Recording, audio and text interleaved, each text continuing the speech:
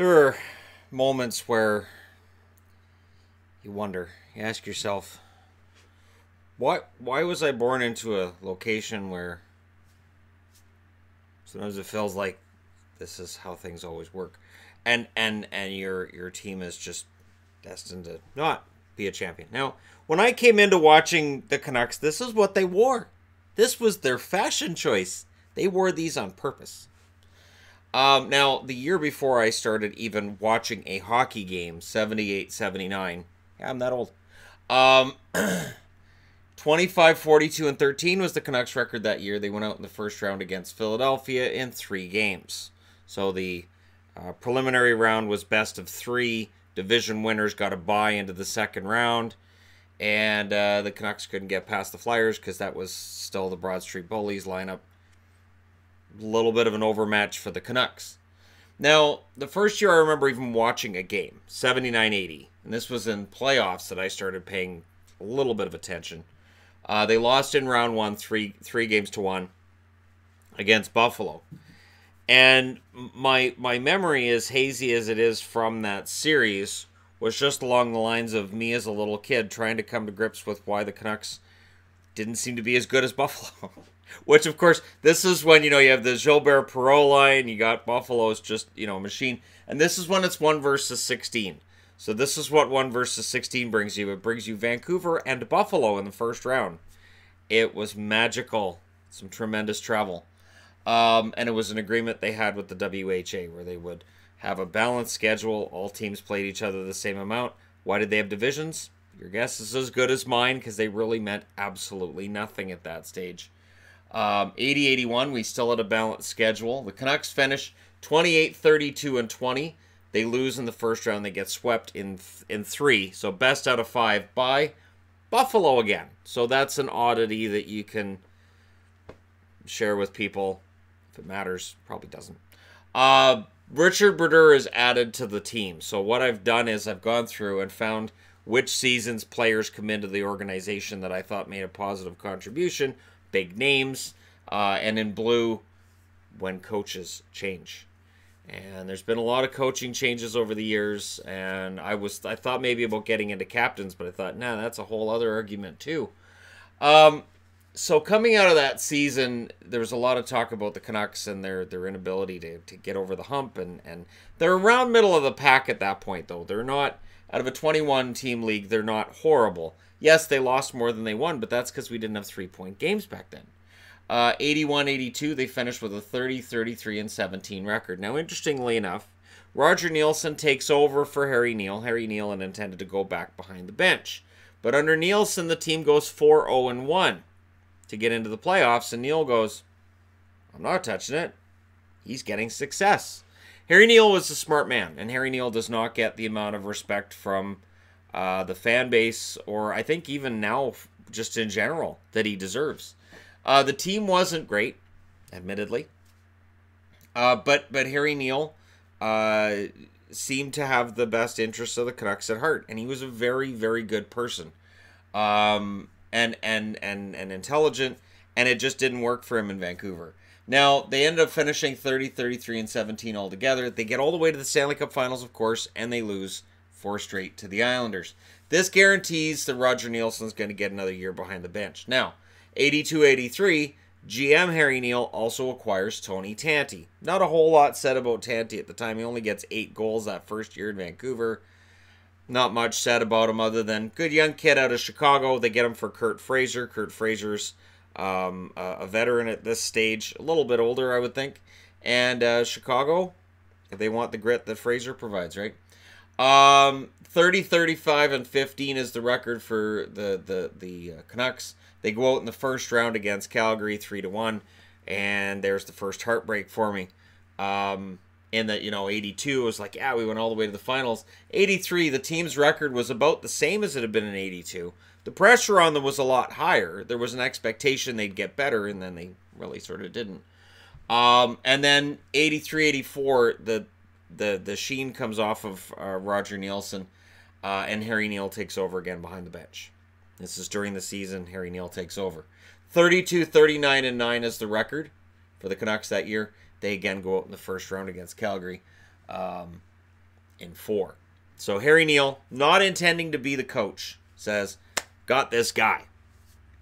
Great. This is going to be great. This is going to do it for us. This is what's going to do it. And I think, honestly, this coaching decision might be the reason why Harry Neale ends up being shoved out the door and Pat Quinn ends up coming in. He hires Bill LaForge.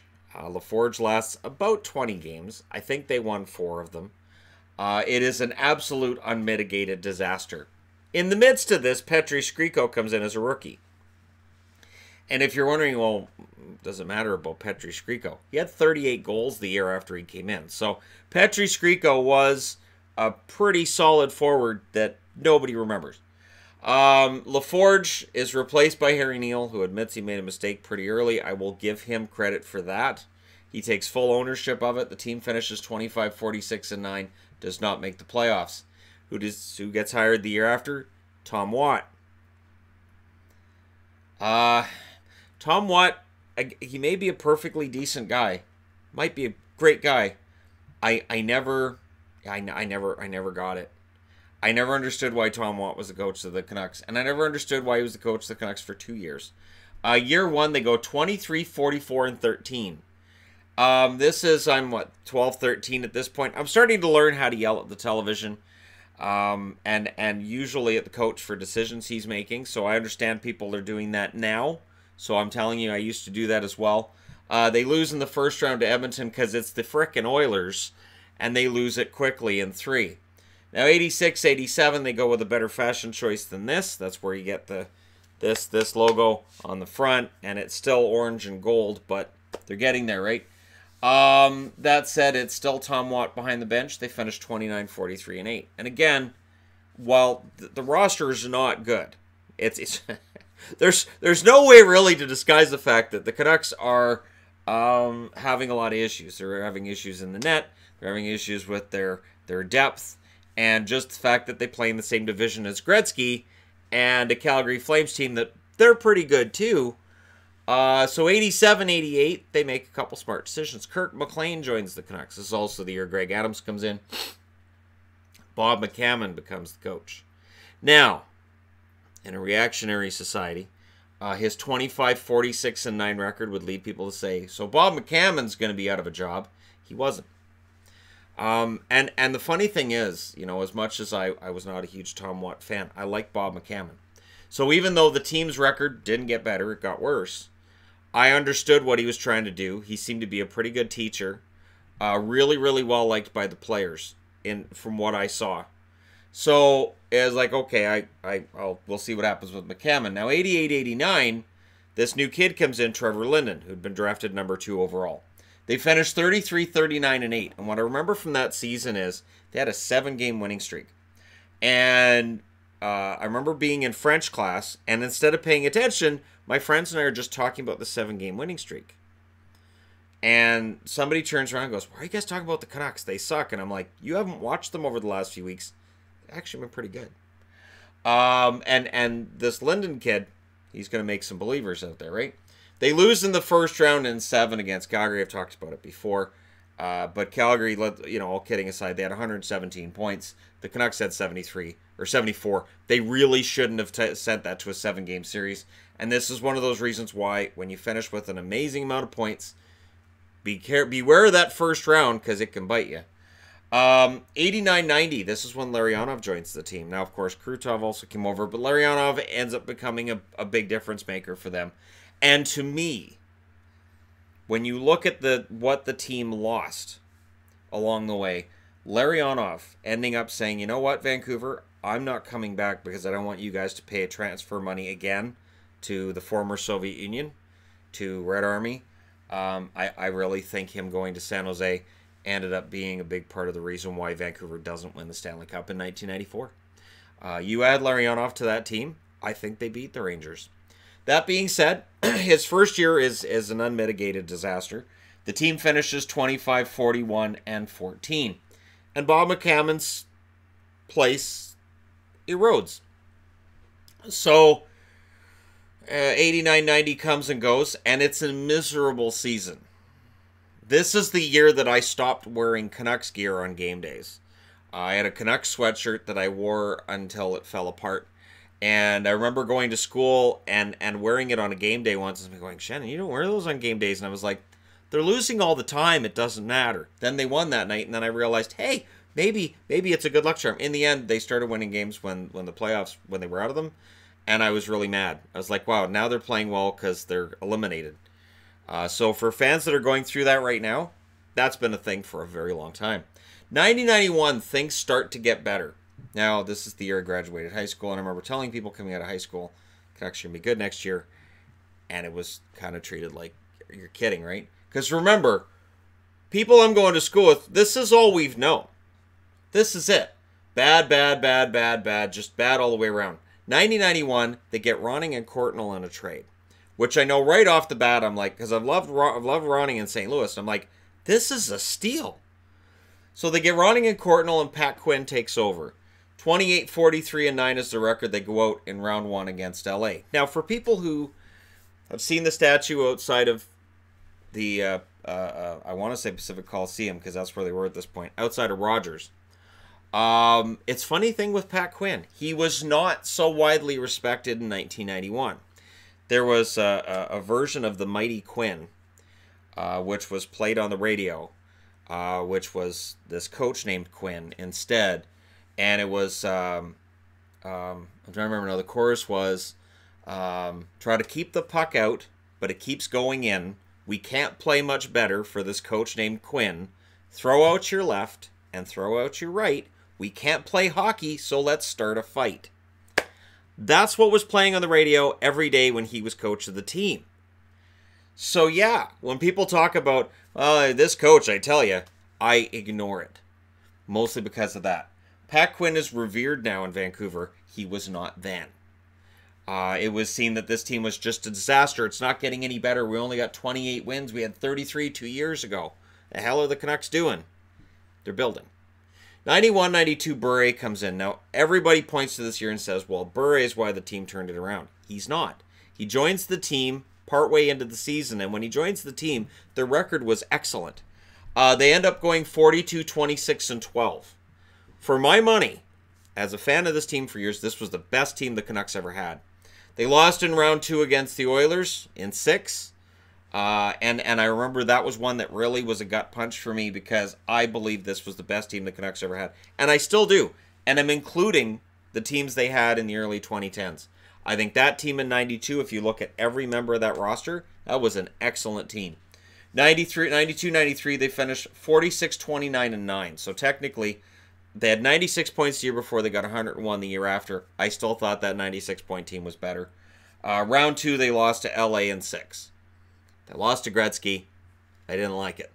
I really wanted to see them against Toronto in 93. And how much different would that have been for Toronto fans who still look back and hate the memory of what happened between Toronto and LA back in 93. If it had been Vancouver, hey. 94, they get what they wanted. The Canucks finished 41-40-3, and there's an erosion based on the fact that some of that depth is gone. And they shore it up at the deadline with the Jeff Brown trade, which, thank you, Craig Janney, for not coming to Vancouver, because if you had, we wouldn't have got Jeff Brown, we wouldn't have got Nathan Lafayette, we don't go to the finals. Without Jeff Brown, that Canucks team is out in the first round against Calgary. There's no doubt in my mind.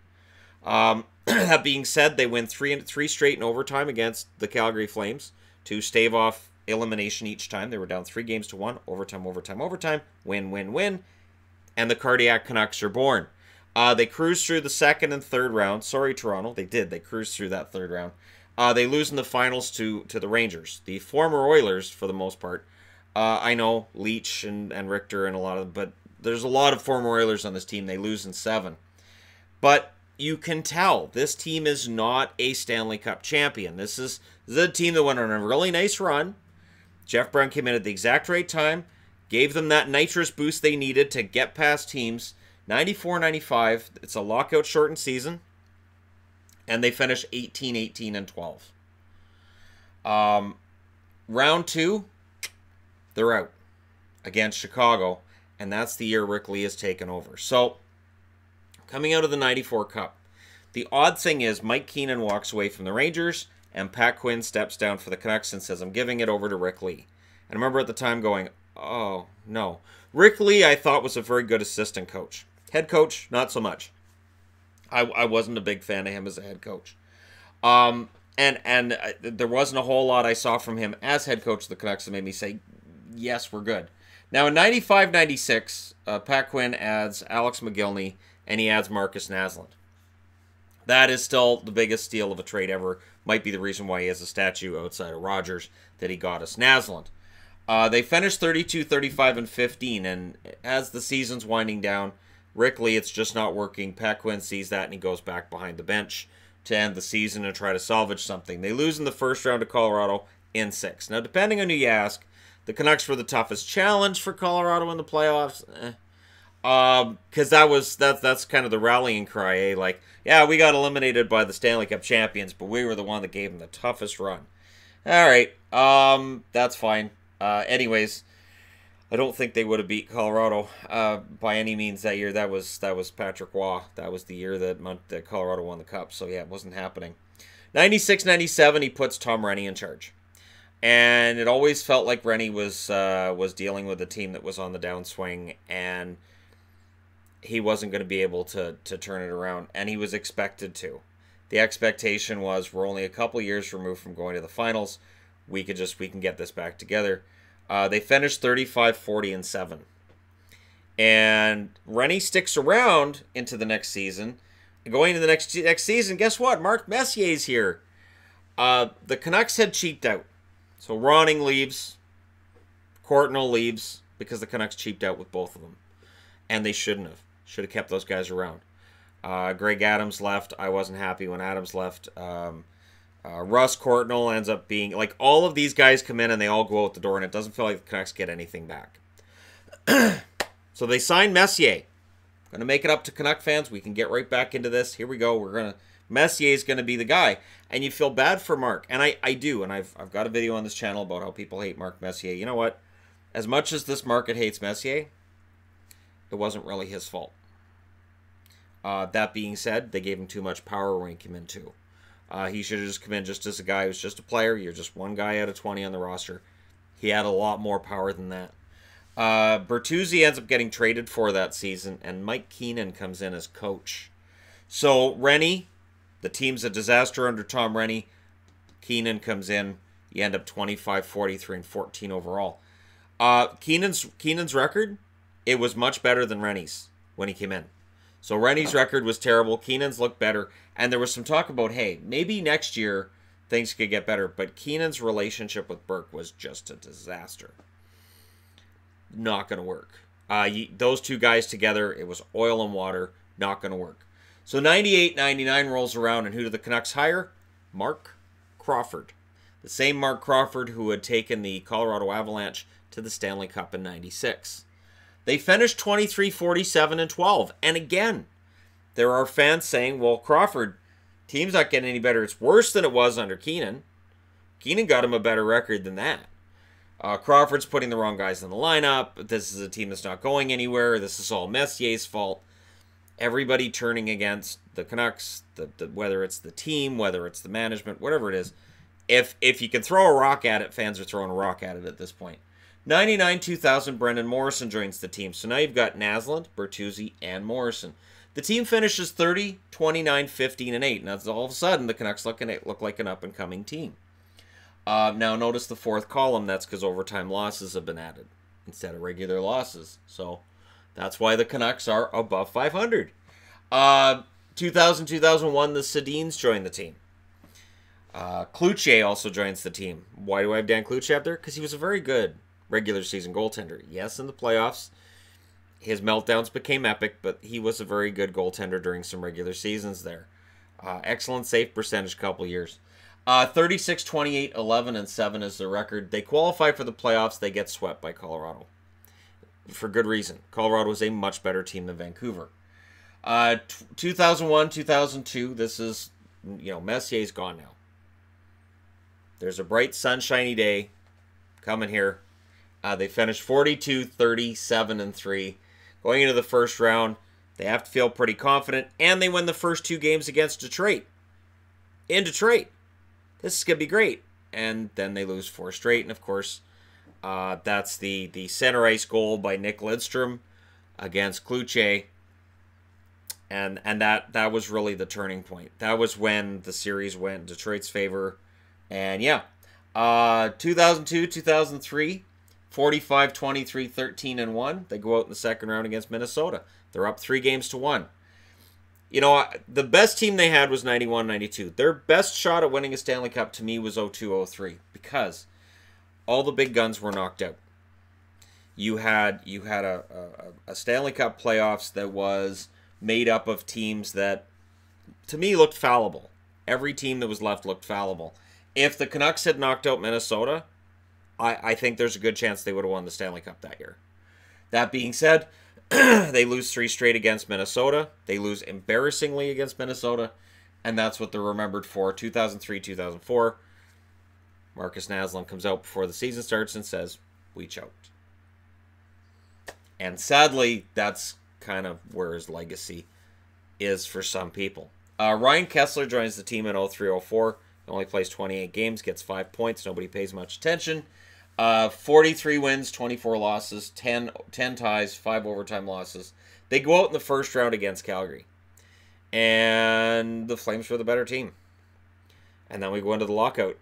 So the Canucks, they're able to win and win their division. They just don't have that finish. They don't have, I don't know, it just felt like there wasn't the right amount of sandpaper, toughness, whatever you want to call it. And that was an issue for them for a lot of their years. 05-06 season, they finished 42-32-8. They do not make the playoffs. And they decide they're going to make a change behind the bench. So Mark Crawford's out. In comes Alain Vigneault. That's okay, because everybody's complaining about Crawford's playing favorites. He doesn't play the rookies enough. This guy's out of the lineup. Why is he out of the lineup? He's much better than that guy who's in the lineup. This goaltender isn't any good. They need to replace him. Arguments Canuck fans don't have anymore, right?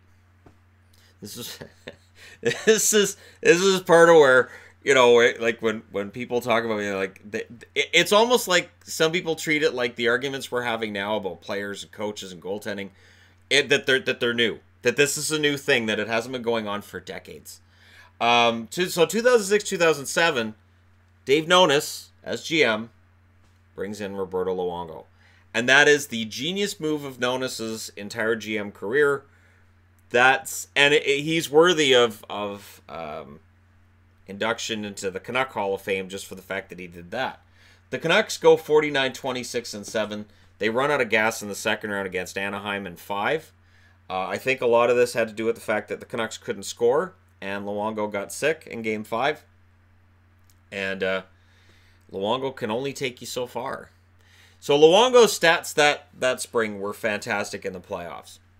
And sadly, Luongo is often thought of as a guy who choked in the playoffs. And I don't see it. I don't. 2007-2008, the Canucks finished 39-33-10. Missed the playoffs because Luongo had a few crappy weeks at the end of the year. Canucks didn't have the scoring to make up for it. 2008-2009, this is when the Canucks start to make that climb again. 45-27-10. They lose in round 2 to Chicago. Chicago took Luongo apart, but more importantly, Chicago took that Vancouver Canucks defense apart. A lot of those shots by Chicago are from prime locations. They are right there on the doorstep. They can put that in the net every single time.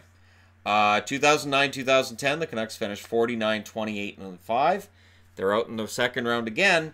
Chicago in 6 again. That series was more maddening for me than 2009 because there was a point in that series where Vancouver had Chicago. They just had to step on them just a little bit more, and they would have had them out, and they didn't. They eased up. They kind of started playing back. Chicago comes back, wins that game, and that was it. Once that happened, I'm like, and we're done again. Chicago's knocking us out again.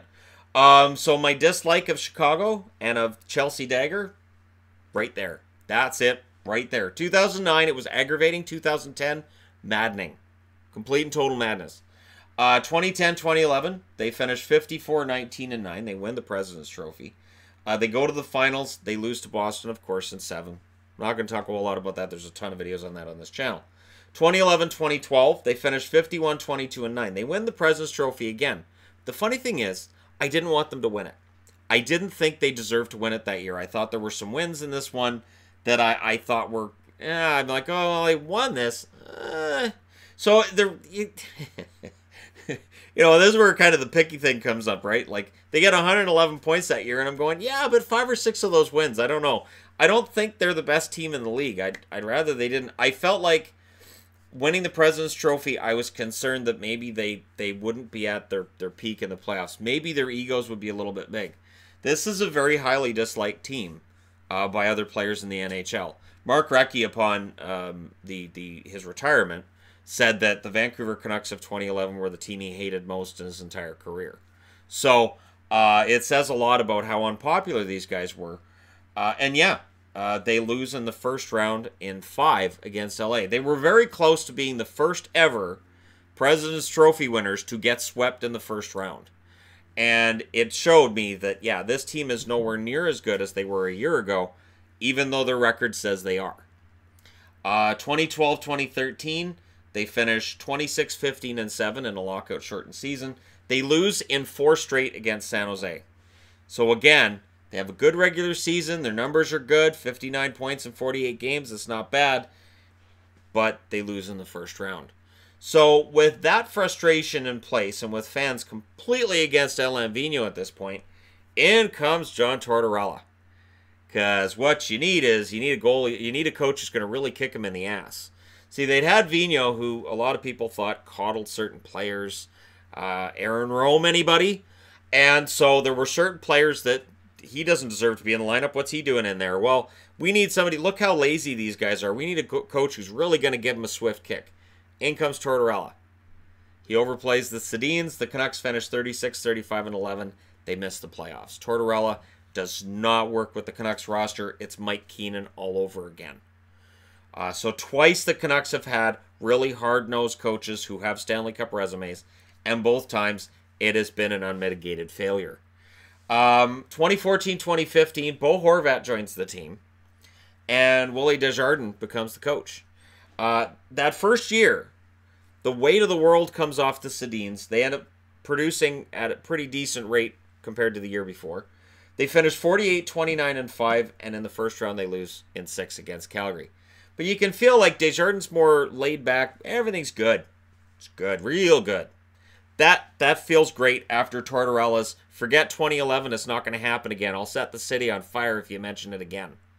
You guys think there was a riot before, just wait till Torts gets out there with a golf club. So Desjardins' pretty laid-back attitude works great for the Canucks for a year. The following season, 31-38-13. The following season, 30-43-9. So things fall apart quickly, and Desjardins is replaced with Travis Green. Travis Green, who's been a coach that other teams, I think, would have loved to have had as a head coach, and Vancouver's managed to hold on to him. Brock Besser also joins the team last year. The first year under Green, they finished 31-40-11, which is a mild improvement over the year before. This season, Elias Pettersson, that's right, I said Peterson, joins the team. And right now, as I'm recording this, they're 30-32-10 going into a game against Chicago tonight. Now, in a vacuum, you can look at that record right now and say, well, they're not good enough. And they're not a playoff team, but they are producing what's probably their best regular season since they last made the playoffs. Look, 31-38-13, 30-34, 30-43-9, 31-40-11, and this year they're 30-32-10. They could finish with 78 or 79 points. This is a very painful rebuilding situation. We're in year 4 now of the team being below 500 and putting up middling numbers. But I do think that with Horvat, Besser, and Pettersson, /Peterson, that we have a team that is capable of turning things around. You look at Naslund comes in. When Naslund comes in, things get worse.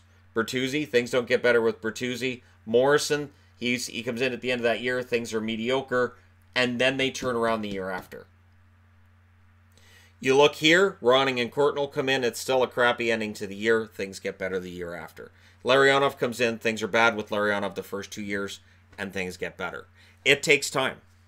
And to me, it feels like the Canucks are in a cycle that's a little bit different, where while Pedersen is Swedish, and there's that European feel to it. It does feel like there's more of a North American flavor that will end up being this core for this team than we've seen previously. And it may be a bit of a more of that hard-nosed style. We talk about Toronto and whether or not they're tough enough going into the playoffs this year. It remains to be seen whether or not that's needed. Kyle Dubas says we don't need to be tough, we just need to be talented. I've always thought that, if the Canucks had that little bit more sandpaper, which is why they courted Milan Lucic when he was a free agent a couple summers ago. Because the idea is to get out of this and get back into more of this. Ultimately, you want a Stanley Cup. Ultimately, you'd like to see a Stanley Cup on the board. But this is why that as a fan of the team, sometimes it gets difficult for me to, be all bright and sunshiny. When I look at the roster of this team right now, they still don't have the pieces they need to get back into this area. And this team wasn't a Stanley Cup champion either. So, what I'm looking for is depth. Blue line depth, especially. But there you go. My fandom of the Canucks thrown onto the board. I may very well do this for other teams I've cheered for as well. And I know there'll probably be some demand on some level by some people that I do this with other organizations. I just wanted to take a look at Vancouver and show, because there have been Canuck fans that have been like, why are you always down on the team? It's been a long time. It's been a long, long, long time. I will say this. I do not agree with the idea that Travis Green is a problem here. If they fire Travis Green, I don't think that helps. Because unless Quenneville was willing to come to Vancouver, if Joel Quenneville was willing to come to Vancouver, sure. The thing with Quenneville is he can be kind of a hard-nosed coach. And over the history of this team, they've struggled with those coaches. You look at Vigneault, you look at Crawford, the coaches they've had the most success with. They're pretty laid back, pretty good guys. Green, to me, is more of a laid back, pretty good guy. But we'll see. Let me know what you guys think in the comments section below, as always. Don't forget to hit like and subscribe. If you're browsing your way through, you just happened upon this video. And hey, thank you guys so much for watching. I'll talk to you again soon.